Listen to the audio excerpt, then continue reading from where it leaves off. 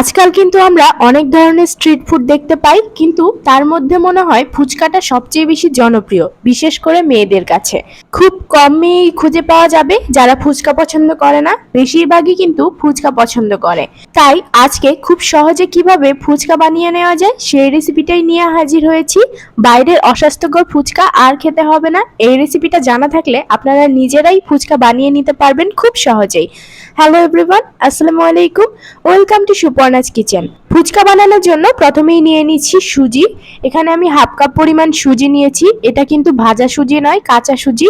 আরও নিয়ে নিচ্ছি হাফ কাপ পরিমাণ ময়দা, দিয়ে দিচ্ছি হাফ চা চামচ পরিমাণ লবণ এবং হাফ চা চামচ পরিমাণ বেকিং সোডা। এবার সবগুলো উপকরণ ভালোভাবে হাতের সাহায্যে মাখিয়ে নিচ্ছি। মিশিয়ে নেওয়া হয়ে গেলে অল্প অল্প পানি দিয়ে একটা শক্ত ডো বানিয়ে নিব। এই ডোটা কিন্তু মসৃণ ডো হবে না, একটু টাইট খামির হবে। ফুচকা বানানোর খামির সবসময় একটু টাইট করে বানানোর চেষ্টা করবেন, তাতে ফুচকাটা অনেক মচমচে হবে। আপনারা চাইলে কিন্তু ফুচকার ডোটা শুধুমাত্র ময়দা দিয়ে বানিয়ে নিতে পারেন, কিন্তু সেক্ষেত্রে ফুচকাটা তেমন মচমচে হবে না, আপনাদের সুজিটা ব্যবহার করতেই হবে। ফুচকার ডোটা বানানো হয়ে গেলে এটাকে 15 মিনিটের জন্য রেস্টে রেখে দেব। রেস্টে রাখার কারণে কিন্তু এটা অনেকটা নরম হয়ে আসবে। এবার এই খামির থেকে কিছুটা অংশ নিয়ে রুটি বানিয়ে নিব। রুটিগুলো মোটাও হবে না, পাতলাও হবে না, অল্প অল্প করে আটা দিয়ে রুটিগুলো আমি বানিয়ে নিব। ফুচকার ডোটা যেহেতু শক্ত, তাই একটু সময় নিয়ে রুটিগুলোকে বানিয়ে নিতে হবে। এভাবেই আগে সবগুলো রুটি বানিয়ে নিব।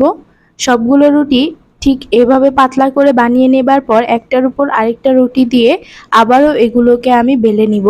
এভাবে দুটো রুটি একসাথে করে বেলে নিয়ে যে ফুচকাগুলো বানানো হবে তা কিন্তু দুই পাশে একই রকম মচমচে হবে। আপনারা চাইলে কিন্তু একটা রুটি করেও ফুচকাগুলো বানিয়ে নিতে পারেন, সেক্ষেত্রে ফুচকার এক পাশ মচমচে হবে, আরেক পাশ কিন্তু নরম হয়ে যাবে।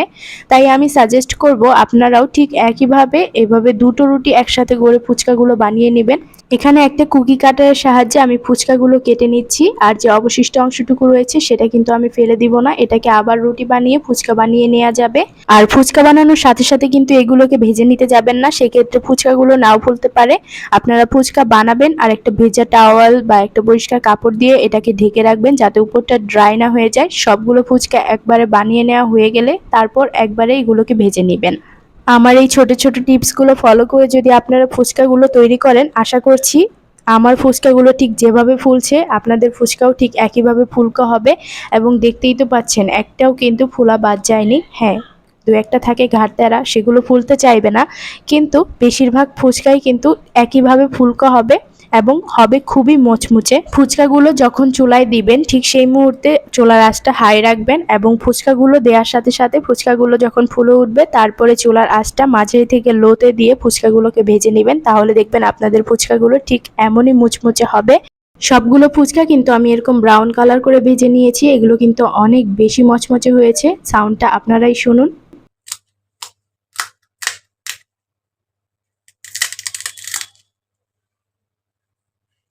সাউন্ডটা শুনলেন তো ঠিক কতটা মচমচে? আশা করছি আপনারা বুঝতেই পেরেছেন এটা ঠিক কতটা মচমচে হয়েছে। এটা ঠিক যেমন মচমচে তেমনই কিন্তু খেতেও মজাদার।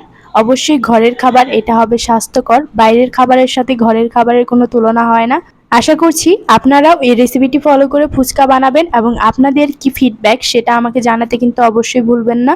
রেসিপিটি ভালো লাগলে লাইক, শেয়ার, কমেন্ট করে দিবেন, এবং চ্যানেলটি সাবস্ক্রাইব করে পাশে থাকা বেল আইকনটি ক্লিক করে দিবেন এরকম আরও মজার মজার রেসিপি পাওয়ার জন্য।